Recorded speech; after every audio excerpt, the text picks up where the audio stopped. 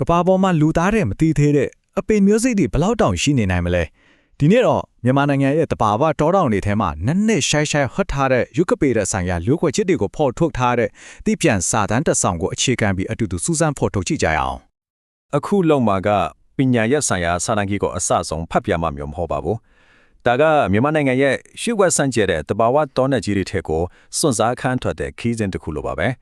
အားလုံးပဲအတူတူလိုက်ခဲ့ဖို့အစဉ်သင်ဖက်လောက်ပြီးထင်ပါတယ်ကဲပထမဆုံးအနေနဲ့မြန်မာနိုင်ငံရဲ့အပင်လောကဟာကမ္ဘာဇီဝမျိုးစုံမျိုးခွဲတွေအတွက်ဘလောက်တောင်အဖိုးမခက်နိုင်တဲ့ယတနာတိုက်ကြီးဖြစ်နေလဲဆိုတာကိုคิดလိုက်ကြအောင်ဒီကင်းကနန်းကိုတစ်ချက်ကြည့်လိုက်ပါတော်တော်လေးအံ့ဩဖို့ကောင်းပါတယ်အရှိတောင်အားရှဆိုတာကမ္ဘာကုန်းမီရဲ့300ခန့်လောက်ပဲရှိတာနော်ဒါပေမဲ့ကမ္ဘာပေါ်ကအပင်မျိုးစိတ်အားလို့ရဲ့၄ပုံတစ်ပုံနီးပါ20ကနေ25ခန့်လောက်ကဒီနေရာလေးမှာပဲစုနေတာပါဒီလောက်တင်ခဲ့တဲ့နေရာမှာမျိုးစစ်တွေအများကြီးစိုးဝေးနေတာကြောင့်ရှာဖွေတွေ့ရှိမှုအသစ်တွေလှုပ်ဖို့လားအောင်ရှင်ဖောင်းနေတဲ့ဆိုတဲ့တော့ပါပဲဒါမဲ့ဝမ်းနည်းစရာကောင်းတာကတော့ဒီလိုတာမိုးမဖြတ်နိုင်တဲ့ဇီဝမျိုးစုံမျိုးကွဲတွေအများကြီးရှိတဲ့နေရာကြီးကနေထိုင်ရာပတ်ဝန်းကျင်တွေပျက်စီးတာတောမီလောင်တာပြီးတော့တော်ရိုင်းတစ်ပင်ပါမှန်တွေကိုအလွန်အကျွမ်းအထောက်အယူသုံးဆွဲတာတွေကြောင့်ကြီးမားတဲ့ချင်းချောက်မှုတွေနဲ့တကယ်ကိုရင်ဆိုင်နေရတာပါဒီလောက်အန်အော့ဖို့ကောင်းတဲ့ရှာဖွေတွေ့ရှိမှုတွေနောင်းကွယ်မှာဘယ်လိုသူရဲကောင်းတွေရှိနေလဲသူရဲ့ကြိုးပမ်းမှုတွေကိုကြည့်လိုက်ကြရအောင်ဒီလုပ်ငန်းကြီးကတဖွဲ့တည်းလုပ်ခဲ့တာမဟုတ်ပါဘူး Seabright FAI နဲ့မြန်မာနိုင်ငံတစ်တော်ဦးစီးဌာနတို့ပူးပေါင်းပြီးတော့2014ကနေ2018အထိ၄နှစ်တိုင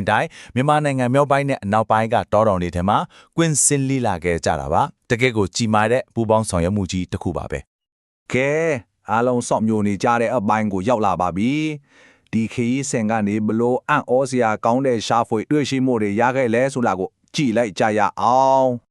်ဒါကတော့တကယ်ကိုသတင်းကြီးဖြစ်သွားစေတဲ့ရှာဖွေတွေ့ရှိမှုပါပဲတစ်ပံပညာရှင်တွေဟာမြန်မာနိုင်ငံမှာအရင်ကတခါမှမှတ်တမ်းတင်ထားခြင်းမရှိသေးတဲ့အဖေမျိုးရင်း family အသစ်ဆက်ဆက်တစ်ခုကိုရှာဖွေတွေ့ရှိခဲ့ပါတယ်ဒါယုခဗေဒလောကအတွက်တကယ်ကိုကြီးမားတဲ့အောင်မြင်မှုတစ်ခုပါဒါတင်ပဲလားဆိုတော့မဟုတ်သေးဘူးမျိုးစု general အသစ်10ခုထက်မနည်းကိုလည်းရှာဖွေတွေ့ရှိခဲ့ပါသေးတယ်ဒါမြန်မာနိုင်ငံရဲ့ဇီဝမျိုးစုံမျိုးဝဲပြားမှုမြေပုံကိုပိုပြီးပြည့်စုံအောင်ဖြည့်ဆည်းပေးလိုက်တာပါပဲမျိုးစိတ်မျိုးစုမျိုးရင်းဆိုတော့နည်းနည်းရှုပ်သွားနိုင်ပါတယ်ပိုပြီးနားလည်လို့ရအောင်ဥပမာလေးတစ်ခုနဲ့ရှင်းပြကြည့်အောင်မျိုးစိတ်အသစ် species အသစ်တစ်ခုတွေ့တာက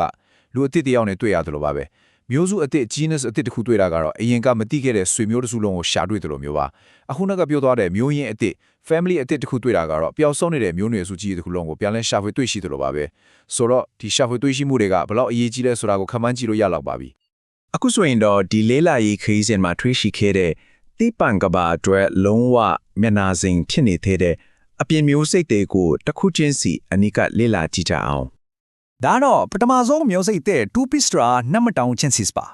သူ့ရဲ့ခရမ်းရောက်တန်းနေတဲ့ပန်းပွင့်လေးတွေကတကယ်ကိုမျက်စိတဲ့ဆွဲပါစေလောင်လာပါပြီးထူးခြားပါတယ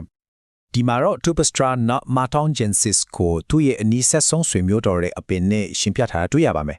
ဘာလို့မျိုးစိတ်အသစ်ဖြားတာလဲဆိုတော့ပန်းခိုင်တန်းရဲ့အရှိဝတ်မွန်ခန်တန်းရဲ့အရှိနဲ့အထူးသဖြင့်ဝတ်မွန်ခန်ကောင်းရဲ့ပုံတန်တန်တွေမှာတိတိတတ်တာကွဲပြားနေလို့ပါပဲတစ်ခုကဒိုင်းလာပုံစံဖြစ်နေချိန်မှာနောက်တစ်ခုကမိုးပုံစံဖြစ်နေတာမျိုးပေါ့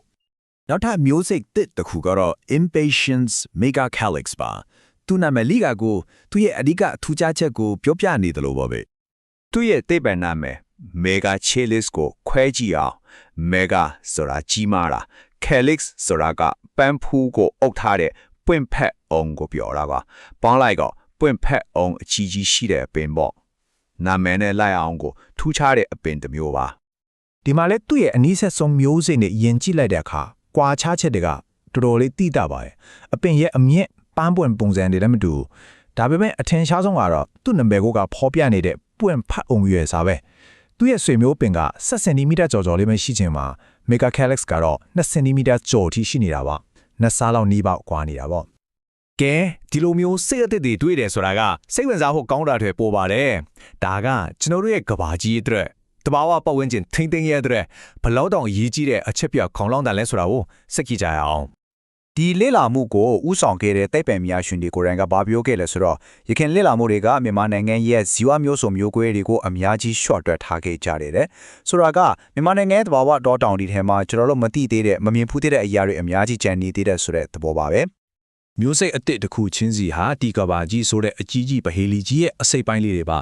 ဒီပိုင်းစားတွေမပြောက်ဆုံးခင်အကုန်လုံးကိုရှာတွေ့ပြီးမှတ်တမ်းတင်ထားဖို့ကကျွန်တော်တို့ရဲ့တက်ရှိကဘာကြီးကိုနားလည်ပြီးကောက်ကွယ်နိုင်ဖို့တဲ့အဓိကတော့ချက်ပါပဲ ဒီတွေးရှိမှုတွေကမျောလင့်ချက်တွေပေးသလိုတစ်ချိန်တည်းမှာပဲစိုးရင်စေကိုလည်းဖြစ်စေပါတယ်အခုလိုရှောက်ဖိတ်တွေးရှိခြင်းမခံရပြီးခင်မှာပဲအတန်တိတ်ပျော့ကွဲသွားရမယ်မျိုးစိတ်တွေနောက်ထပ်ဘလောက်များများရှိနေနိုင်ဦးမလဲဒါကတော့ကျွန်တော်တို့အားလုံးအလင်းနဲ့ထားဆင်စားရမယ်မေးခွန်းတစ်ခုပါပဲ